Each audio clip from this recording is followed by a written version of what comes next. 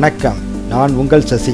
தருமபுரி மாவட்டம் முத்தம்பட்டி கிராமத்தில் அமைந்துள்ள வீர ஆஞ்சநேயர் கோயிலை நோக்கிதான் நமது டீமுடன் நாம் இப்பொழுது பயணம் செய்து கொண்டிருக்கிறோம். இந்த கோயிலின் சிறப்பு என்னவென்றால், சுமார் 500 வருடங்கள் பழமையானதாகவும் இந்த கோயில் மிகவும் சக்தி வாய்ந்ததாகவும் கருதப்படுகிறது. நேர்முக பார்வை கொண்டதாகவும் வலதுகை ஓங்கியும் விண்ணில் பறப்பது போன்று அமைந்துள்ளது. இயற்கை எழில்மிகு காட்டுப்பகுதியில் நாம் இப்பொழுது நமது டீமுடன் பயணம் செய்து கொண்டிருக்கிறோம். கோயிலை நெருங்கிவிட்டோம். வாருங்கள் செல்வோம். பிரதான அர்ச்சகர் ஐயா கேசவன் அவர்களின் துணை அர்ச்சகர் சக்கரவர்த்தி அவரை நாம் இப்பொழுது சந்திக்க உள்ளோம். அர்ச்சகர் சக்கரவர்த்தி அவர்கள் பூஜையில் இருந்தார். சிறிது நேரம் நாம் நமது டீமுடன் காத்திருந்தோம். சன்னதியில் பக்தர்கள் அனைவரும் தன்னுடைய வேண்டுதலை வைப்பதற்காக நெய்விளக்கு ஏற்றி பூஜை செய்து கொண்டிருந்தனர்.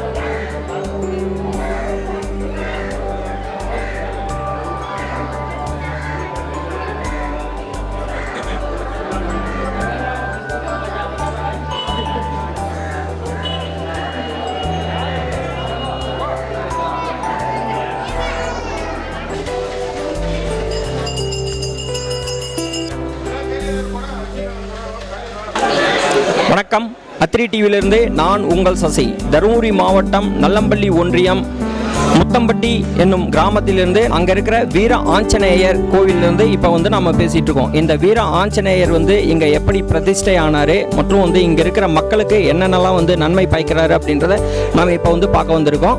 இங்கே இருக்கிற வீர ஆஞ்சநேயர் கோயிலினுடைய பெருமைகளை பற்றி பேசணும் அப்படின்னா நம்ம பேசிக்கிட்டே இருக்கலாங்க. அவ்வளோ பெருமைகள் இருந்துக்கிட்டே இருக்கு. இங்கேருந்து பார்க்குறீங்க அப்படின்னா இது நல்லம்பள்ளியிலேருந்து சுமார் 14 கிலோமீட்டர் தொலைவில் அமைந்திருக்கு. இது ஒரு காட்டு பகுதியில் அமைந்திருக்குங்க. இங்கே மக்கள் போவதற்கான ரயில் வசதி மிகவும் சிறப்பாக உள்ளது. அதே சமயத்தில் வரும் பக்தர்கள் இங்கே அவங்களுடைய வேண்டுதலை சிறப்பாக வச்சுட்டு போய்கிட்டு இருக்காங்க. அதே போல் இங்கே வர்ற பக்தர்கள் எல்லாமே அவங்களுடைய வேண்டுதல் முடிஞ்ச பிறகு அவங்க நெய்விளக்கு ஏற்றி அதை சிறப்பான பூஜையை செஞ்சுக்கிட்டு இருக்காங்க. மேலும் இங்கே பார்க்கணும் அப்படின்னா நிறைய விஷயங்கள் பார்த்துக்கிட்டே இருக்கலாம். இப்போ நம்ம வீர ஆஞ்சநேயரை பற்றி ஒரு சில கருத்துக்களை இங்கே பூஜை செஞ்சுக்கிட்டு இருக்க ஐயர்கிட்ட நம்ம கேட்டு தெரிஞ்சுக்க போகிறோம். இப்பொழுது நம்ம வீர ஆஞ்சநேயர் கோயிலில் ஆஞ்சநேயருக்கு நடக்க போகிற அர்ச்சனையை பார்க்க போகிறோம்.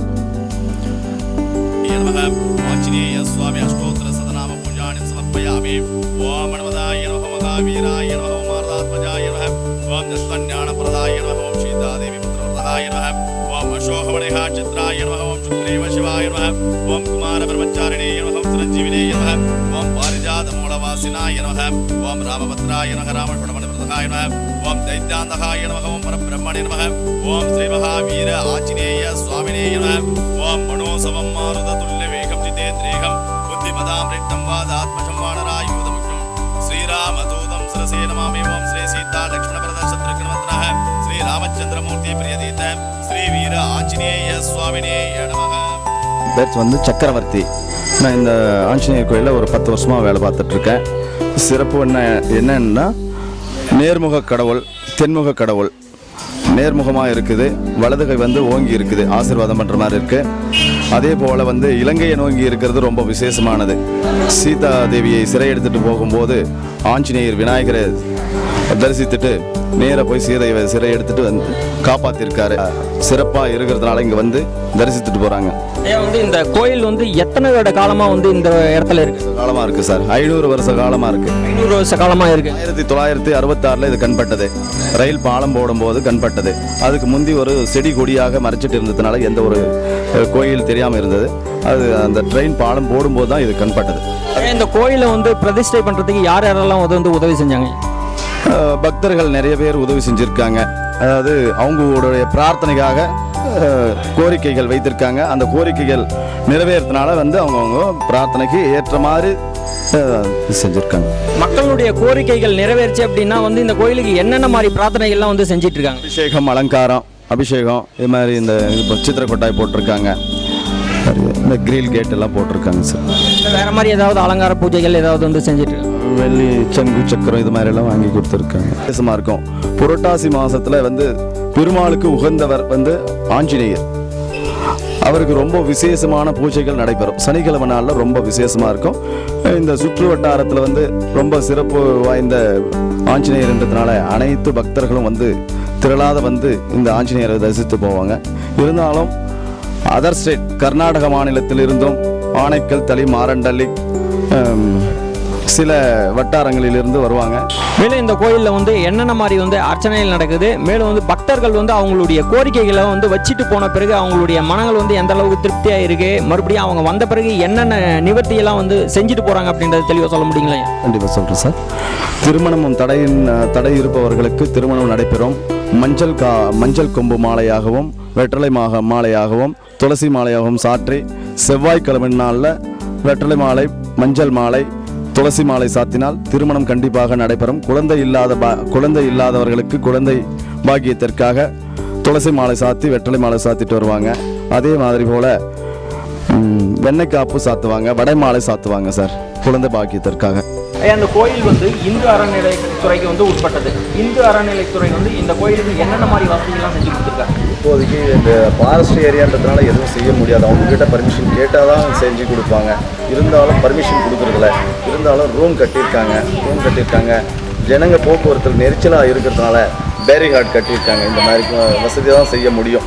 அவங்கக்கிட்ட கேட்க முடியாது ஃபாரஸ்ட்ன்றதுனால சார். அதே மாதிரி தண்ணி வசதி கொஞ்சம் இருக்குது, அடிக்கடி செய்வாங்க. மோட்டர் ரிப்பேர் ஆகிடும், நல்லபடியாக செஞ்சுருக்காங்க. அதே போல் அனைத்து பக்தர்களும் திரளாத வந்து இந்த தரிசனம் செய்வாங்க. பக்தர்களுக்கு சிறப்பு அபிஷேகங்கள் நடைபெறும். சனிக்கிழமை நாளில் ரொம்ப விசேஷமாக இருக்கும். அமாவாசை சனிக்கிழமை, ஆடி 18, ஆடி 1, ஆடி 28, ஆடி சனிக்கிழமை ரொம்ப விசேஷமான நாட்களில் நல்ல சிறப்பான பூஜைகள் செய்து தரப்படும். மற்ற நாட்களில் புரட்டாசி மாதத்தில் 4 சனிக்கிழமையும் நல்ல சிறப்பான அபிஷேகம், சிறப்பான பூஜைகள் நடைபெறும். டெய்லி பூஜை இருக்குங்க. டெய்லி பூஜையில் வந்து எல்லாரும் வந்து சிறப்பாக பூஜை வந்து செஞ்சுட்டு போவாங்க. பக்தர்கள் திரளாத வந்து அவங்க கோரிக்கைகள் வந்து பூஜை செஞ்சுட்டு போவாங்க. இங்கே வந்து வீராஞ்சநேயனுடைய சிறப்புகள் அப்படின்னு வந்து சொல்லணும், என்னென்னலாம் சொல்லலாங்க?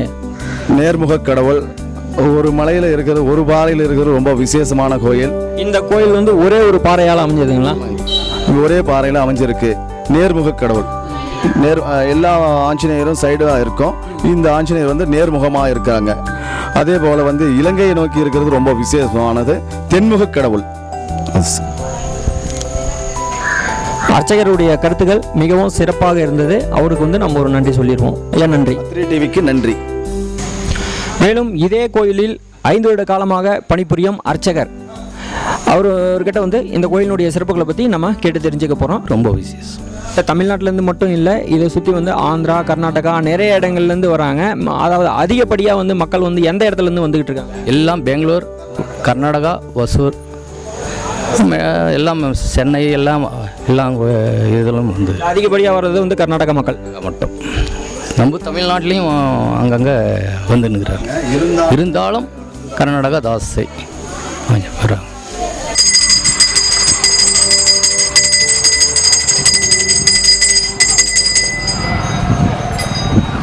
நம்ம இப்போ பார்த்துக்கிட்டு இருக்கிறது வீர ஆஞ்சநேயருக்கு முன்னாடி அமைந்திருக்கிற விநாயகர் தாங்க. இங்கே வர பக்தர்கள் எல்லாருமே வந்து முதல்ல விநாயகரை தரிசனம் பண்ணிட்டு அதுக்கப்புறமா வந்து ஆஞ்சநேயர் கோயிலில் வந்து போயிட்டு அவங்களுடைய தரிசனத்தை ஆரம்பிக்கிறாங்க.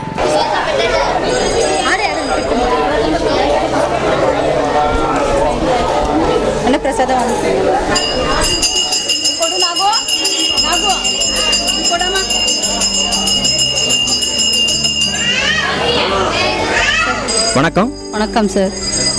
நீங்கள் எங்கேருந்து வந்துருக்கீங்க? நாங்கள் ஒசூர் லோக்கல் சார். ஒசூர் லோக்கல்லேருந்து வந்திருக்கீங்களா? எத்தனை வருஷமாக இந்த கோயிலுக்கு வந்துட்டுருக்கீங்க? நாங்கள் 1 வருஷமாக வந்துட்டு இருக்கோம் சார். 1 வருஷமாக வந்துக்கிட்டு இருக்கீங்க. எப்படி வந்துட்டு இருக்கீங்க? எனக்கு எது அவங்க எங்கே சொன்னாங்க, இங்கே வந்து கோயிலுக்கு வந்து போனவங்க எல்லாம் சொன்னாங்க, அந்த கோயிலுக்கு போனால் நல்லது நடக்கும் அப்படின்னு சொல்லிட்டு, சரி நாங்களும் ஒரு வாட்டி போய் பார்க்கலாம் அப்படின்னு சொல்லிட்டு நாங்கள் வந்து இந்த சாமியை வேண்டிக்கிட்டு போனதுக்கப்புறம் எங்களுக்கு பரவாயில்ல சார். ஒரு நம்பிக்கையின் பேரில் வந்து இந்த கோயிலுக்கு ஆமாம் சார். உங்களுடைய நம்பிக்கை நிறைவேறுது. ஆமாம் சார். ஓகே, நீங்கள் வந்து ட்ரெயினில் வந்துட்டுருக்கீங்களா இல்லை பஸ் மூலம் வந்துட்டு? ட்ரெயினில் தான் சார் வந்துட்டு இருக்கோம். உங்களுக்கு ரயில் வசதி அங்கேருந்து சிறப்பாக இருக்குங்களா? இல்லை சார், கஷ்டமாக தான் இருக்குது. எப்பவுமே ஒரு வாரத்துக்கு ஒரு ஆட்டு வரதுனால நான் சனிக்கிழமை மட்டும் இருக்கிறதுனால ரொம்ப கஷ்டமாக இருக்குது. ஆனால் இறங்கும் போது ஒரு 5 நிமிஷம் கூட நிப்பாட்ட மாட்டார். அதுதான் கஷ்டமாக இருக்குது சார். வேறு என்னெல்லாம் சிறப்புகள் வந்து இந்த கோயிலை பற்றி உங்களுக்கு தெரியும்? என்னெல்லாம்னா அது ஒன்று தான் சார் தெரியும். இன்னும் வேறு எதுவும் தெரியல. நாங்கள் வந்தது ஒரு வருஷமாக வந்துட்டு இருக்கோம். அது ஒன்று மட்டும்தான் தெரியும். நம்பிக்கைனால வந்துட்டு இருக்கோம். அந்த சுவாமி நம்மளுக்கு நல்லது செய்கிறான்னு சொல்லிட்டு வந்துட்டு இருக்கோம். ஆனால் பாதி வழி எங்களுக்கு நல்லா செஞ்சுருக்காங்க சார். இது மாதிரி என்ன மாதிரி வேண்டுதல்லாம் நீங்கள் வச்சுருக்கீங்க? வேண்டுதல் முடிஞ்ச பிறகு வந்து என்னெல்லாம் வந்து இந்த கோயிலுக்கு செஞ்சுருக்கீங்க? இன்னும் ஒன்றும் செய்யலை சார். அந்த வேண்டுதல் இருக்குது. ஒரு வேண்டுதல் அது நிறைவேற்றிருக்காங்க. இன்னொரு வேண்டுதல் இருக்குது. அது நிறைவேறதுக்கு அப்புறம் நான் வந்து அந்த சாமிக்கு ஏதோ என் மனசில் ஒப்பட்டு இருக்கிறது நான் செய்யணும்னு சொல்லியிருக்கேன். இங்கே பொதுவாக வந்து நெய் விளக்கு ஏற்றி வந்து தீபம் ஏற்றுறாங்க இல்லைங்களா? அது என்ன காரணத்துக்காக ஏற்றுறாங்கன்னு உங்களுக்கு தெரியுங்களா? அது தெரியும் சார். நாங்கள் வந்து இங்கே வந்து சாமியை வேண்டிக்கிட்டு நெய் விளக்கு வேற்றிட்டு போனால் நம்மளுக்கு வந்து நல்லது நடக்கும் அன்ற ஒரு இதனால இங்கே வந்து நெய் விளக்கு ஏற்றிட்டு போகிறோம். இவர் பெங்களூரை சேர்ந்தவர். தன் வேண்டுதலை நிறைவேற்றுவதற்காக தன் மனைவியுடனும் குடும்பத்தாருடன் வந்திருக்கிறார். நம்ம இந்த வீர ஆஞ்சநேயர் கோயிலை சுற்றி இருக்கிற வியாபாரிங்க கிட்ட இந்த கோயிலுடைய சிறப்புகளை பற்றி கேட்டு தெரிஞ்சுக்க போகிறோம். உங்கள் பேர்? மல்லிகா. உங்கள் பேர்? சரோஜா. எத்தனை வருஷமா இங்கே வேலை செஞ்சுட்டு இருக்கீங்க? 15 வருஷமா இங்கே வந்து வியாபாரம் செஞ்சுட்டு இருக்கீங்க. 10 காசுலேருந்து பணியாரம் சொல்கிறாங்க. அதுக்கு மேலே லட்டு போடுறாங்க. 10 வருஷமா.